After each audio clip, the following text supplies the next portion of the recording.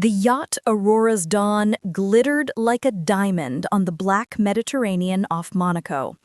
It was the 10th anniversary gala of Langtech, the $4.7 billion AI unicorn that had made Victor Lang one of the youngest self-crowned visionaries in Silicon Valley.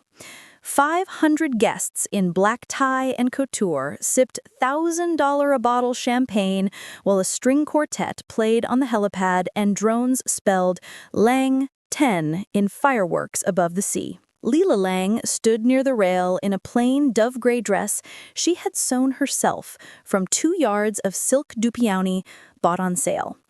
Victor had told her the company was in a quiet fundraising period and asked her not to waste money on couture. He had believed him. She always believed him. 10 years earlier, she had been the live-in nanny for Victor's 2 children from his first marriage.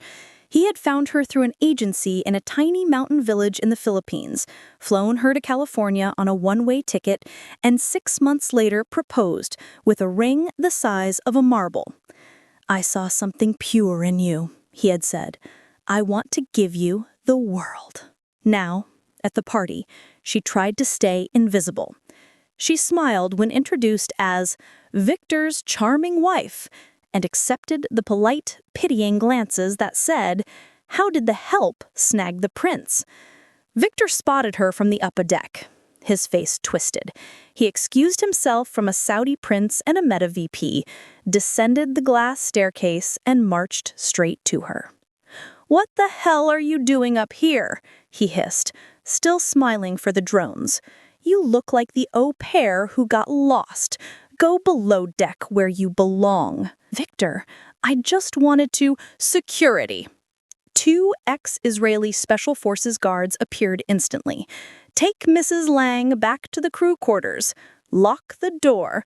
She can wait there until I decide what to do with her." A ripple of delighted horror swept the deck. Phones rose like periscopes. Leela felt the world tilt. She had spent the afternoon helping the chef plate gold leaf desserts because one stewardess had seasickness. She had kissed every child goodnight in the nursery below, and now this. Victor spotted her from the upper deck. His face twisted. He excused himself from a Saudi prince and a Meta VP, descended the glass staircase, and marched straight to her. "What the hell are you doing up here?" he hissed, still smiling for the drones. "You look like the au pair who got lost. Go below deck where you belong." "Victor, I just wanted to—" "Security." The same 2 guards stepped forward and formed a wall in front of Lila. Captain Reyes boomed over the ship's PA. "All crew, all security, new owner on deck. Mrs. Lila Lang is now your employer. Mr. Lang is relieved of command." Leela continued, perfectly calm. "This party is over. It was paid for with company funds that no longer exist under previous management. Catering, staff, musicians, every cent of back pay and tonight's wages will be settled immediately in cash." She nodded to Captain Reyes.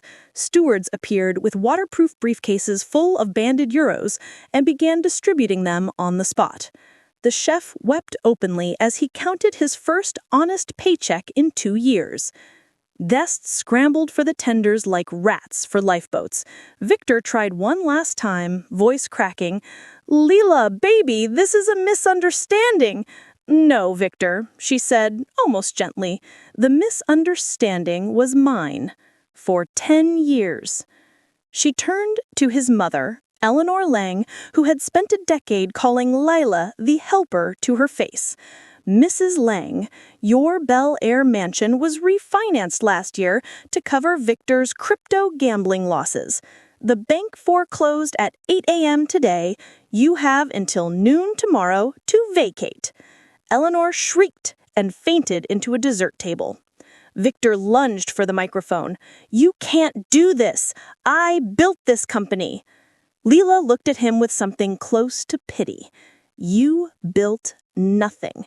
You were an actor in my father's play. The curtain just fell." She turned to the mistress, who was already halfway to a tender. "Isn't it, Sophia, the Malibu beach house you've been renovating? It's company property. You have 1 hour to remove your belongings." Sophia burst into tears and ran. Leela raised her glass, plain water because she never drank at these parties. "To the real builders," she said, looking at the crew lined up behind her, "the ones who were never invited to the party. The company belongs to us now." The crew cheered so loud the drones overhead wobbled. Victor stood alone on the deck, empire gone, reputation in ashes, while the woman he had called illiterate village girl gave orders in perfect quiet English, and every soul on board obeyed. Epilogue. 6 months later. A man in a crepe gray uniform pushed a cleaning cart down the hallway of a budget motel off Highway 101 in Redwood City. The name tag read, V. Lang, Housekeeping. His once perfect hair was thinning, his hands red from bleach. A black Maybach slowed in the parking lot. In the back seat, Leela Lang, now on the cover of Forbes Asia's 40 Under 40, looked out the tinted window. She wore a simple white sundress and the calmest smile in the world. Victor glanced up, saw the car, and froze with a toilet brush in his hand. Their eyes met for 3 seconds. He looked away first. The Maybach pulled away without stopping. Leela rolled the window up, turned to the quiet, kind man beside her, her new fiancé, a school teacher from her village who had loved her since they were children, and said softly, "Take me to the airport. Daddy's waiting in Manila. It's time to go home."